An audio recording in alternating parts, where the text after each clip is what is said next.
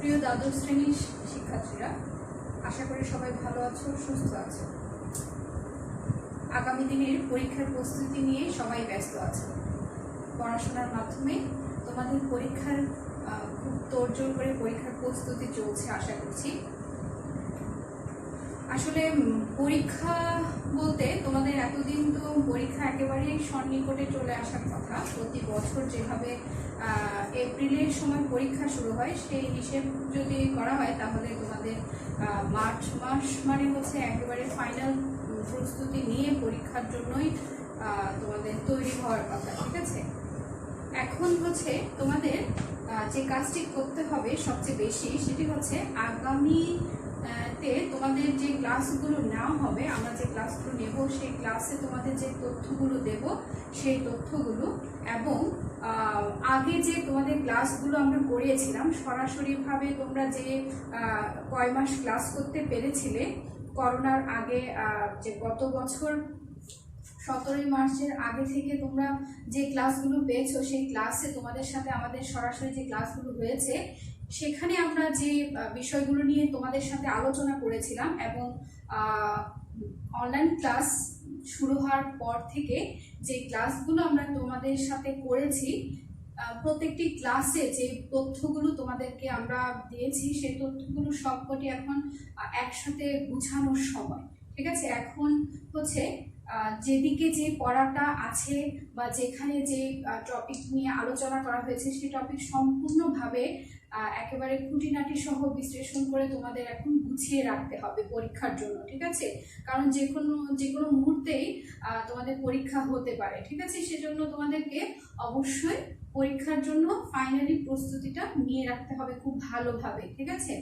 আর প্রত্যেকটি বিষয় গুছিয়ে রাখতে বললাম এজন্যই যে গুছিয়ে রাখলে পরীক্ষার সময় তোমাকে এলোমেলো ভাবে খুঁজতে হবে না কোনো কিছুই, ঠিক আছে। মনে করো তোমার পরীক্ষার ডেট দিল, তুমি এখন বাংলা কোন বিষয় নিয়ে পড়তে বসবে, কোন বিষয়টা আগে পড়বে, গদ্য পড়বে না পদ্য পড়বে, বা আমি একটা গদ্যের অধ্যায় বললাম, তোমাদের তো এখন সংক্ষিপ্ত সিলেবাস করে দিয়েছি, 5টা করে সিলেবাস আছে। সো তোমাদের কোনো হ্যাডেক নাই, বলতে গেলে মাথা ব্যথা একেবারেই নাই, ঠিক আছে। 5টা সাবজেক্টের উপরে 5টা বিষয়ের উপরে তোমরা এখন সাবজেক্ট বলছি সরি 5টা বিষয়ের উপরে তোমরা এখন শুধু পড়বে, মানে 5টা অধ্যায়, গদ্যতে 5টা, পদ্যতে 5টা, ঠিক আছে। আর নাটক আর উপন্যাস আছে, তাহলে 5টা করে পার্ট আছে তোমাদের। সেই পার্টগুলো তোমরা যদি একটু ভালোভাবে মনোযোগ দিয়ে পড়াশোনা করো, আগে যে অধ্যায়গুলো আমরা তোমাদের সাথে সরাসরি ক্লাসে করিয়েছিলাম, ঠিক আছে, সেই ক্লাসগুলো যদি আবার এখনো তোমাদের সাথে আমরা আবার রিভিউতে যাচ্ছি, প্রত্যেকটা অধ্যায় আবার নতুন করে তোমাদেরকে বুঝিয়ে দেওয়া হবে, পড়ানো হবে। তাই আমি বলবো কি, এই যে এখন যে অধ্যায়গুলো তোমাদের সাথে আমরা আলোচনা করব একদম পুঙ্খানুপুঙ্খানুভাবে তোমাদেরকে জানানোর চেষ্টা করব। তোমরাও আশা করি প্রত্যেকটা বিষয় ভালোভাবে নোট করে রাখবে, হ্যাঁ। এবং নোট করা কিন্তু এখন খুবই জরুরি, যাতে তোমাকে পরীক্ষার সময় খোঁজাখুঁজি না করতে না হয় যে আমার এই ক্লাসটা মনে হয় অনলাইনে আছে, এখান থেকে একটু করে দেখে নিই, বা ওই সময় আমরা যখন ক্লাস করেছিলাম সেখানে কিছু নোট রেখেছিলাম হয়তো, সেটা একটু খুঁজে নিই। এখন পরীক্ষা যদি চলে আসে তাহলে গুছিয়ে না রাখলে তোমার সবটাই এলোমেলো হয়ে যাবে, ঠিক আছে। আর খুব মনোযোগ দিয়ে পড়াশোনার চেষ্টা করবে, যেখানে যে বিষয়ে তুমি বুঝতে পারছো না সেই বিষয়ে অবশ্যই আমাদেরকে জানাবে। আমরা চেষ্টা করব, সর্বাত্মকভাবে চেষ্টা করব তোমাদেরকে সেটা জানিয়ে দিতে, ঠিক আছে। তোমাদের যেই জায়গায় সমস্যা হবে, যে বিষয়টা তোমরা পড়ানোর সময় বুঝতে পারবে না, সেটা আমাদেরকে অবশ্যই জানাবে, ঠিক আছে। আর এখন থেকেই তোমরা প্রত্যেকটা অধ্যায়ে বাংলা যে অধ্যায়গুলো আছে, 5টা গদ্য, 5টা পদ্য, নাটক, উপন্যাস, আমি বলবো কি সবগুলোর জ্ঞানমূলক এবং অনুধাবনমূলক যে প্রশ্নগুলো আছে সেগুলো একসাথে আলাদা আলাদা করে অধ্যায় লিখে একসাথে করে ফেলো, ঠিক আছে। এতে তোমার সুবিধা হবে কি, আমার ব্যক্তিগতভাবে যেটা মনে হয়, যদি তুমি জ্ঞানমূলকের প্রশ্ন জানা থাকে বা জানো তুমি, তাহলে তোমার জ্ঞানমূলকের উত্তর দিতেও সুবিধা হবে, আবার ওইদিকে এমসিকিউতেও কোনো সমস্যা তোমার হবে না, ঠিক আছে। আর এমসিকিউ পড়ার ক্ষেত্রে অবশ্যই খেয়াল করবে, মানে আমার ক্ষেত্রে যেটা আমি মনে করি যে অপশন ছাড়া পড়ার চেষ্টা করা, ঠিক আছে। আমি 4টা অপশন দেখলাম, সেই 4টা অপশন দেখে আমি পড়লাম, সেই ক্ষেত্রে যে সমস্যাটা হয় আসলে পরীক্ষার হলে গেলে আমরা একটু নার্ভাস হয়ে যাই, ঠিক আছে। নার্ভাস হওয়ার চেষ্টা না করলেও দেখা যায় নার্ভাসনেসটা চলে আসে, ঠিক আছে।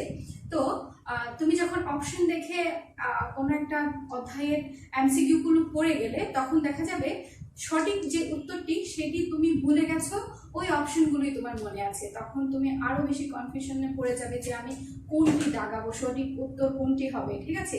সেই ক্ষেত্রে আমার যে আইডিয়া সেটি হচ্ছে অপশন ছাড়া পড়ার চেষ্টা করবে, তাহলে তোমার সঠিক উত্তরটা ভালো মনে থাকবে, ঠিক আছে।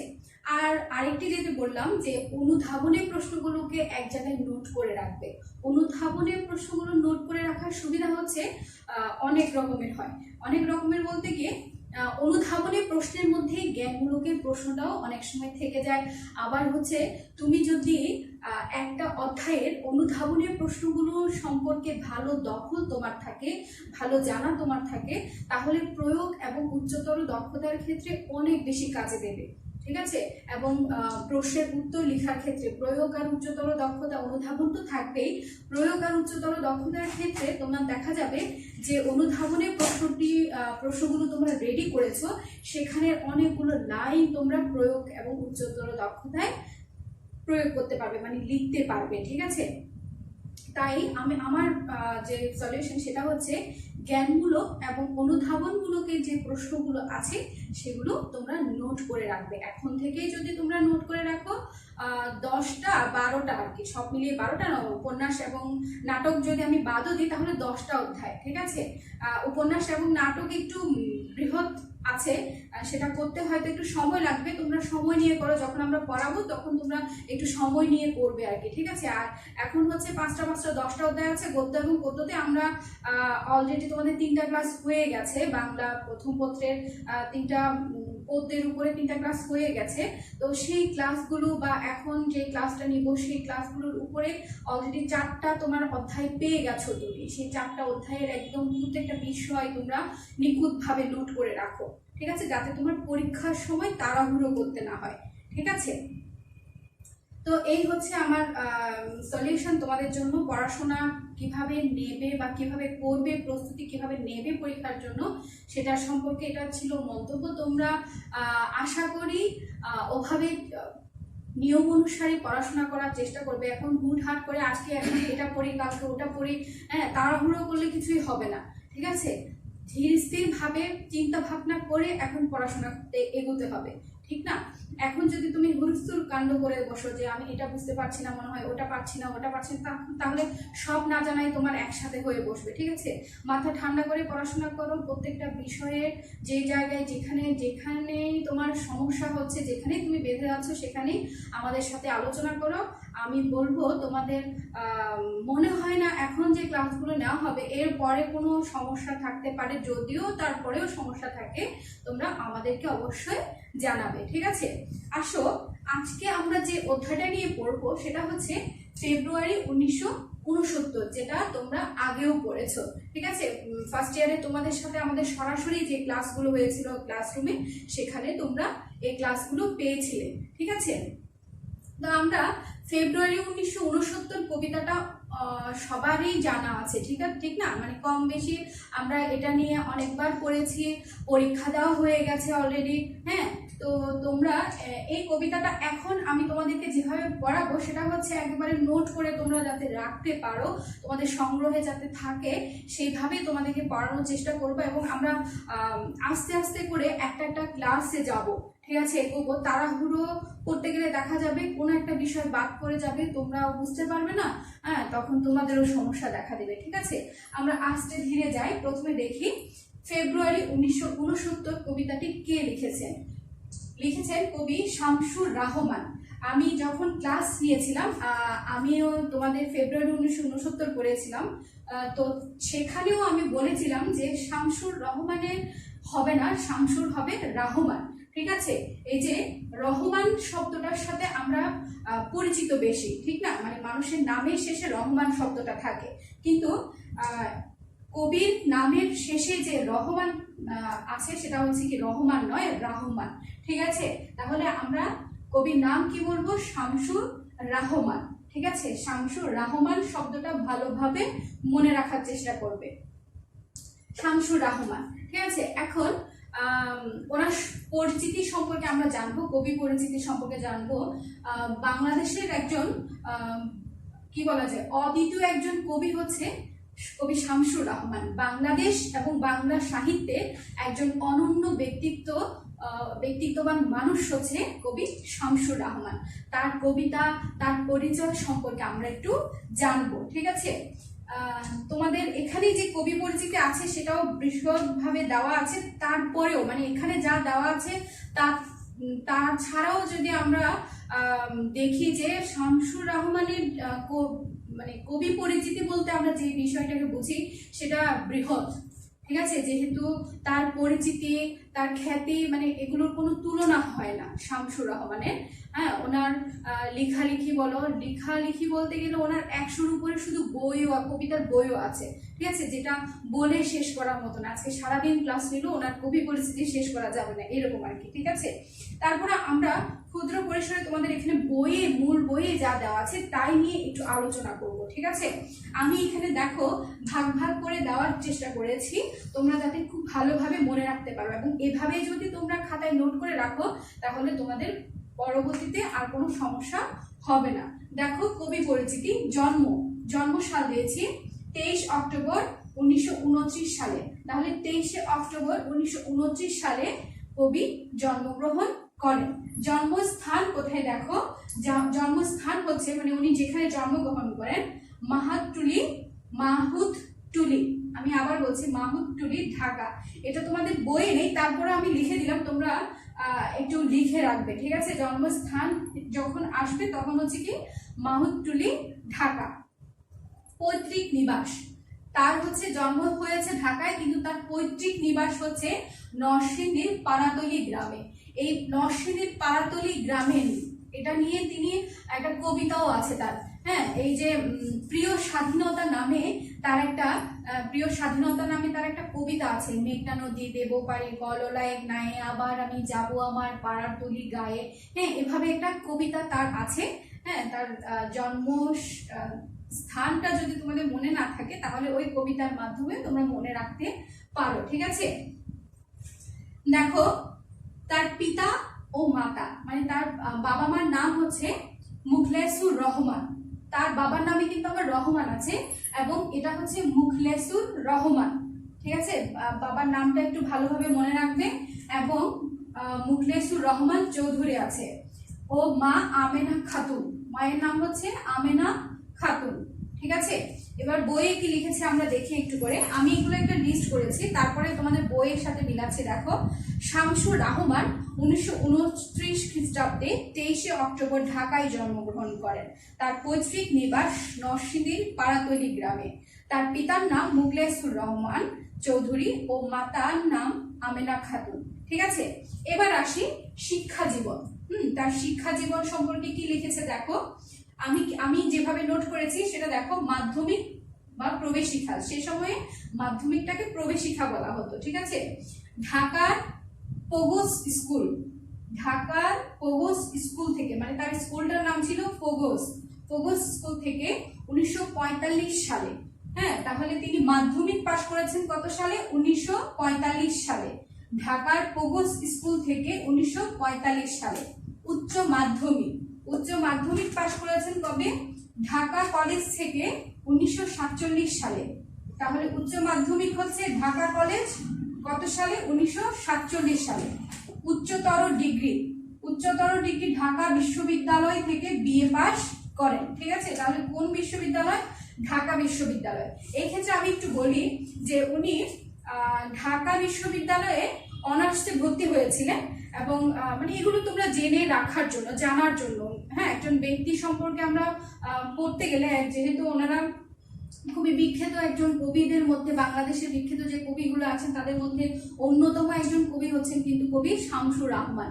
ঠিক আছে, তো কিছু কিছু বিষয় আমরা বইয়ের বাইরেও জানলাম, ঠিক আছে, একটু জেনে রাখলাম আর কি। ঠিক আছে, কবি শামসুর রহমান তিনি ঢাকা বিশ্ববিদ্যালয়ে অনার্সে ভর্তি হয়েছিলেন ইংলিশে, এবং সেখানে তিনি 3 বছর পড়াশোনা করেছিলেন, কিন্তু পরবর্তী শেষ বছরে গিয়ে তিনি কোনো না কোনো একটা কারণে ওই কোর্সটা ছেড়ে দেন, মানে ওখানে আর পড়াশোনা করেন না, তো যার কারণে তার বিএ অনার্সটা হয়নি। ঠিক আছে, এর পরবর্তীতে উনি আবার বিএ পাস কোর্সে ভর্তি হন, এবং বিএ ডিগ্রি যেটা আমরা বলি আর কি। ঠিক আছে, বিএ পাস কোর্সে ভর্তি হন। ভর্তি হওয়ার পরে সেখান থেকে যখন উনি পাশ করে বের হয়ে উনি আবার ইংরেজি সাহিত্যে এমএ করেন।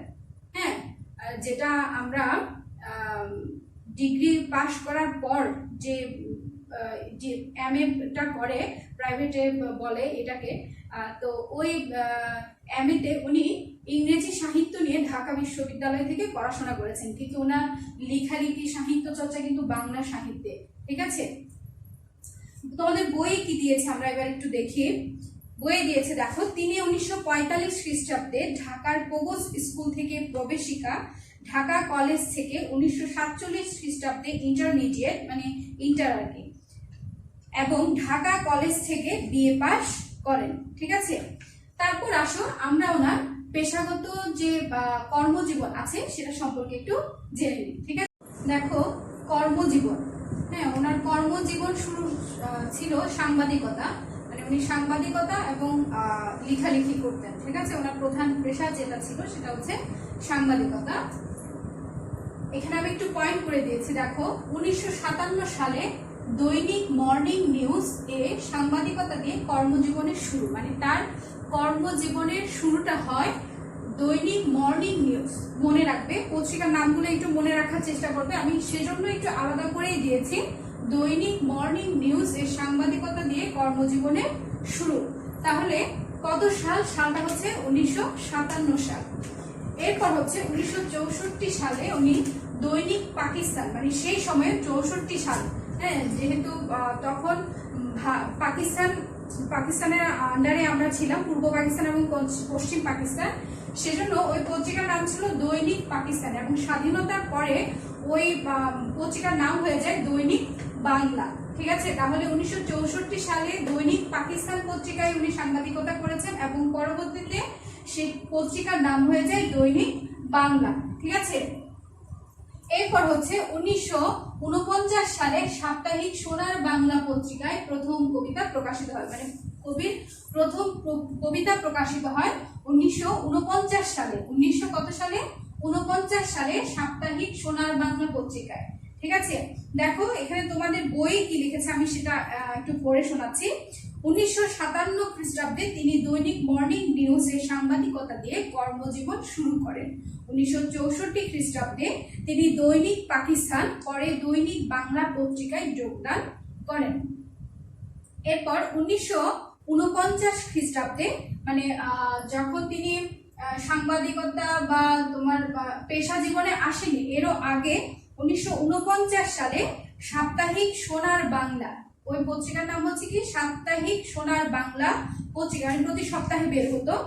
সাপ্তাহিক সোনার বাংলা পত্রিকায় তার প্রথম কবিতা প্রকাশিত হয়। এরপর দিয়েছে, আজীবন তিনি নিষ্ঠার সঙ্গে কাব্য সাধনায় নিয়োজিত ছিলেন। তিনি ছিলেন গণতন্ত্রের পক্ষে, ছিলেন সত্য, সুন্দর ও ন্যায়ের পক্ষে, মানে সব সময় তিনি গণতন্ত্র পক্ষের হয়ে কথা বলতেন, এবং তার লেখা সবসময় সত্যের পক্ষ হয়ে কথা বলতো, সুন্দর ও ন্যায়ের পক্ষে তিনি কথা বলতেন বা লেখালেখি করতেন। রাষ্ট্রভাষা আন্দোলন থেকে শুরু করে স্বাধীনতা যুদ্ধ ও পরবর্তী সকল গণতান্ত্রিক আন্দোলনের প্রতি অকুণ্ঠ সমর্থন তার কবিতাকে করেছে অনন্য বৈশিষ্ট্যমণ্ডিত। মানে তার কিছু কবিতা আছে যেগুলো আমাদের স্বাধীনতার চেতনাটাকে অনেক বেশি জাগ্রত করে তোলে। যেমন তার যে বিখ্যাত কবিতাগুলো আছে, যেমন প্রিয় স্বাধীনতা, এই যে একটু আগে বললাম, মেঘনা নদী দেব পারে কললা এক নাই। এরপর হচ্ছে স্বাধীনতা তুমি, একটা কবিতা আছে স্বাধীনতা তুমি, রবি ঠাকুরের অঝোর কবিতা, অবিনাশী গান, হ্যাঁ, খুব সুন্দর কবিতাটা। এরপর হচ্ছে তোমাকে পাওয়ার জন্য হে স্বাধীনতা, কবিতাটা হচ্ছে এরকম যে তোমাকে পাওয়ার জন্য হে স্বাধীনতা, তোমাকে পাওয়ার জন্য আর কতকাল ভাসতে হবে রক্ত গঙ্গায়। ঠিক আছে, এরকম একটা কবিতা। আমার সম্পূর্ণ কয়েকটা লাইন মনে আছে, এটুকুই তোমাদেরকে বললাম। ঠিক আছে, আর পক্ষে সত্যের পথে হয়ে পথযাত্রী হয়ে উনি কথা বলেছেন এরকমই। ঠিক আছে, এজন্য বলা হচ্ছে তার প্রতিটি কবিতার মধ্যে, লিখনের মধ্যে একটা কি গণতন্ত্রের আন্দোলনের একটা আকুণ্ঠ সমর্থন সেখানে পাওয়া গেছে বা পাওয়া যায়। নগর জীবনের যন্ত্রণা, নগর জীবন মানে শহুরে জীবন, নগরের যারা থাকে শহুরে জীবনের যন্ত্রণা, একাকিত্ব, পারিবারিক ও সামাজিক বন্ধন ইত্যাদি তার কবিতায় লক্ষণীয় বৈশিষ্ট্য। দেখো তার উপাধিটা তোমাদের এখানে কবি পরিচিতির মধ্যে নেই, তারপরে আমি এখানে দিয়েছি তাকে নাগরিক কবি বলা হয়। তাকে নাগরিক কবি বলার কারণ হচ্ছে তিনি নগর কেন্দ্রিক মানুষের জীবনযাত্রা নিয়ে লেখালেখি করতেন এবং নগরের মানুষের এই যে এখানে দিয়ে দিয়েছে যন্ত্রণা, একাকিত্ব, পারিবারিক ও সামাজিক বন্ধন নিয়ে তিনি লেখালেখি করেছেন এবং সেই লেখালেখি অনেক বেশি প্রসিদ্ধি লাভ করেছে, খ্যাতি লাভ করেছে, এই জন্য তাকে নাগরিক কবি বলা হয়। ঠিক আছে, এরপর আমরা আসি তার সাহিত্যকর্ম, তিনি কি কি আমাদেরকে দিয়ে গেছেন বা কি কি আমাদের জন্য রেখে গেছেন সেই সাহিত্যকর্মগুলো সম্পর্কে একটু জানি। এরকম গদ্য গ্রন্থে অনেক বই তিনি লিখেছেন, অসংখ্য বই। তার মধ্যে তার উল্লেখযোগ্য কাব্য গ্রন্থ যেগুলো তোমাদের বইয়ে দেওয়া আছে সেগুলো একটু আমরা দেখি। উল্লেখযোগ্য কাব্য গ্রন্থ, প্রথম গান দ্বিতীয় মৃত্যুর আগে, এটা হচ্ছে তার রচিত প্রথম কাব্য গ্রন্থ। ঠিক আছে, তাহলে তোমরা একটু নোট করে রাখো যে শামসুর রহমানের প্রথম কাব্য গ্রন্থের নাম হচ্ছে প্রথম গান দ্বিতীয় মৃত্যুর আগে। কাব্য গ্রন্থ বলা হচ্ছে এই জন্য যে একটা কাব্য গ্রন্থে অনেকগুলো কবিতা থাকে। ঠিক আছে, কাব্য গ্রন্থ আর কবিতার মধ্যে কিন্তু পার্থক্য আছে। কবিতা হবে একটা আর কাব্য গ্রন্থের মধ্যে অনেকগুলো কবিতা মিলে একটা কাব্য গ্রন্থ হবে। ঠিক আছে, তাহলে তার প্রথম কাব্যগ্রন্থের বইয়ের নাম হচ্ছে কি প্রথম গান দ্বিতীয় মৃত্যুর আগে। এরপর হচ্ছে রৌদ্র করটিতে, বিধ্বস্ত নীলিমা, নিরালোকে দিব্য রথ, নিজ বাসভূমে, বন্দি শিবির থেকে, ফিরিয়ে নাও ঘাতক কাটা, উদ্ভট উঠের পিঠে চলেছে স্বদেশ। এটা একটু করে বলে, উদ্ভট উঠের পিঠে চলেছে স্বদেশ। এটা হচ্ছে 1975 সালে 15ই আগস্ট যখন বঙ্গবন্ধু এবং তার পরিবারের সদস্যদেরকে সপরিবারে হত্যা করা হয়, সেই 1975 সাল থেকে 1982 সাল পর্যন্ত যে সামরিক শাসন চলে, সেই শাসনামলে দেশের অবস্থা বা রাজনৈতিক অবস্থা, গণতান্ত্রিক অবস্থার যে পতন ঘটে, সেই সময়কার কিছু ঘটনা নিয়ে বা সেই সময়কার পরিপ্রেক্ষিত নিয়ে তিনি এই বইটি লিখেছিলেন, উদ্ভট উঠের পিঠে চলেছে স্বদেশ। ঠিক আছে, এরপর হচ্ছে বুক তার বাংলাদেশের হৃদয়। এছাড়াও তার অসংখ্য বই আছে, কাব্যগ্রন্থের বই আছে। তোমরা যে আমি এখানে যেগুলো তোমাদের পাঠ্য বইয়ে দেওয়া আছে শুধু সেগুলোই অ্যাড করলাম। ঠিক আছে, আর আমি যখন তোমাদের সাথে সরাসরি যে ক্লাসগুলো নিয়েছি সেই ক্লাসগুলোতে আমি একটু ছন্দ মিলিয়ে তোমাদেরকে কাব্যগ্রন্থের নামগুলো লিখে দিয়েছিলাম। তোমরা চাইলে নিজেদের মতো করে এটা তৈরি করে নিতে পারো। ঠিক আছে, আমি আজকে দিলাম না এই জন্যই যে কারণ এটা দিলে এখন এক একজনের সহজও লাগতে পারে, আবার জটিলও লাগতে পারে। ঠিক আছে, সেজন্য আর দেইনি। যেহেতু তোমাদেরকে আমি সিস্টেমটা শিখিয়ে দিয়েছিলাম, তোমরা নিজের মতো করে একটা গল্পের মতো করে কবিতার নামগুলো লিখে ছন্দ মিলিয়ে তোমরা মনে রাখার চেষ্টা করবে। যেমন মনে করো আমি একটু করে বলে দিই, বা মানে এটার কোনো অর্থ হয় না। ঠিক আছে, এই গল্পের কোনো অর্থ হবে না। তুমি যে গল্পটা লিখবে, কবিতার নামগুলো দিয়ে একটা ছন্দ মিলাবে, সেটার কোনো অর্থ হয় না। জাস্ট তোমার মনে রাখার একটা টেকনিকের জন্য তুমি এই কাজটি করতে পারো। যেমন আমি বলতে পারি যে এখানে দেওয়া আছে, মনে করো বিধ্বস্ত নীলিমাকে নিয়ে, বিধ্বস্ত নীলিমাকে নিয়ে বন্দি শিবির থেকে, মানে একটা একটা করে কবিতার কাব্যগ্রন্থের নাম নিয়ে তুমি এগুলোকে ছন্দে মিলাবে। ঠিক আছে, বিধ্বস্ত নীলিমাকে নিয়ে বন্দি শিবির থেকে, প্রথম গান দ্বিতীয় মৃত্যুর আগে, বা নিরালোকের দিব্য রথে চড়ে, বন্দি শিবির থেকে নিরালোকের দিব্য রথে চড়ে নিজ বাসভূমে হয়ে রৌদ্র করটতে ফিরল উদ্ভট উঠের পিঠে চড়ে।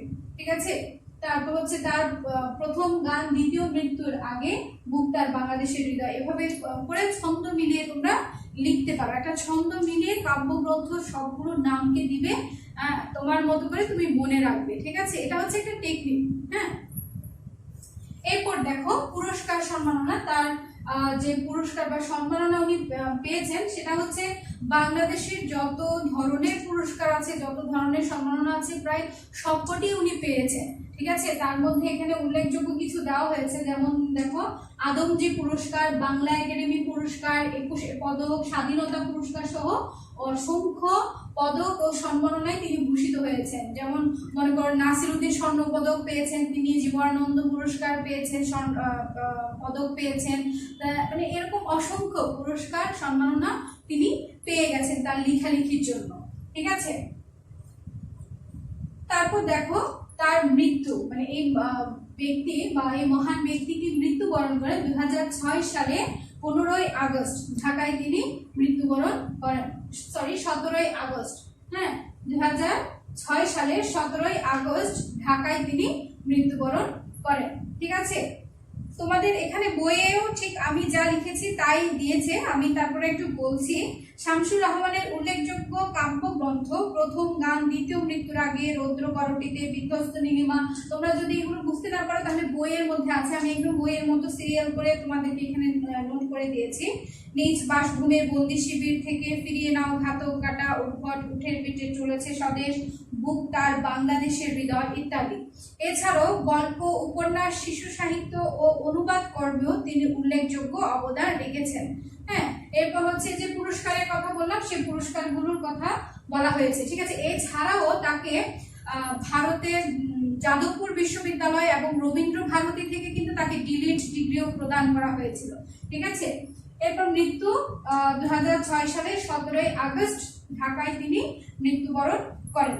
এই হচ্ছে কবি শামসুর রহমানের জীবনী। হ্যাঁ, তার জীবনী যে বললাম না, তিনি এমনই একজন মানুষ বা এমন একজন মহৎ মানুষ, আজকে যদি সারা দিন তোমাদেরকে আমি বলতে থাকি শামসুর রহমানের কথা তাহলে বলে শেষ করা যাবে না, ঠিক আছে? তিনি সাধারণ মানুষের, নাগরিক মানুষের কথা বলতেন। হ্যাঁ, সাধারণ মানুষের হয়ে সত্য কথা বলতেন, ন্যায়ের কথা বলতেন, গণতন্ত্রের কথা বলতেন, ঠিক আছে? তোমাদের বাড়ির কাজ থাকবে, এটা আমি যেটা নোট করে দিলাম সেটা তো অবশ্যই তোমরা তোমাদের মতো করে গুছিয়ে দেবে। আমি আমার মতো করে তোমাদেরকে গুছিয়ে দিয়েছি, আশা করি এতে কোনো সমস্যা হবে না। তারপরেও যদি বুঝতে সমস্যা হয় আমাকে জানাবে। আর একটি বাড়ির কাজ দিব তোমাদেরকে, সেই বাড়ির কাজটি হচ্ছে এই যে কবি পরিচিতি আমরা পড়লাম, শামসুর রহমানের যে কবি পরিচিতি আমরা পড়েছি, এই কবি পরিচিতি থেকে তোমরা আগামী ক্লাসে আমাকে 10টি জ্ঞানমূলকের প্রশ্ন তৈরি করে দেখাবে এবং কমেন্ট বক্সে অবশ্যই সবাই লিখে পাঠাবে। আমি আবারও বলছি, কমেন্ট বক্সে সবাই লিখে পাঠাবে আমাকে। এই যে শামসুর রহমানের জীবনী আমরা আজকে আলোচনা করলাম, সেখান থেকে 10টি জ্ঞানমূলকের প্রশ্ন তোমরা অবশ্যই অবশ্যই রেডি করে আমাকে কমেন্ট বক্সে লিখবে এবং আমি আশা করছি তোমরা সবাই এটি রেডি করে আমাকে দেখাবে কমেন্ট বক্সের মধ্যে। কারণ এই যে বললাম, পরীক্ষা একেবারে দরজায় করা নক করছে এরকম অবস্থায় আছে, ঠিক আছে? তো তোমরা যদি এখন অবহেলা করো তাহলে সেই ক্ষতি কিন্তু তোমাদেরই হবে, ঠিক আছে? সব বিষয়ের সব যে লেকচারগুলো দেওয়া হয় সেগুলো যদি তোমরা পুঙ্খানুপুঙ্খানুভাবে খেয়াল করো, লক্ষ্য করো, তাহলে তোমাদের লক্ষ্যে পৌঁছাতে কোনো বাধাই থাকবে না, ঠিক আছে? এই আশাই করছি জানাবে তোমরা জ্ঞানমূলকের প্রশ্নগুলো তৈরি করে আমাকে অবশ্যই অবশ্যই। সেই আশায় রইলাম। ভালো থেকো, সুস্থ থেকো, নিরাপদ থেকো সবাই। ধন্যবাদ।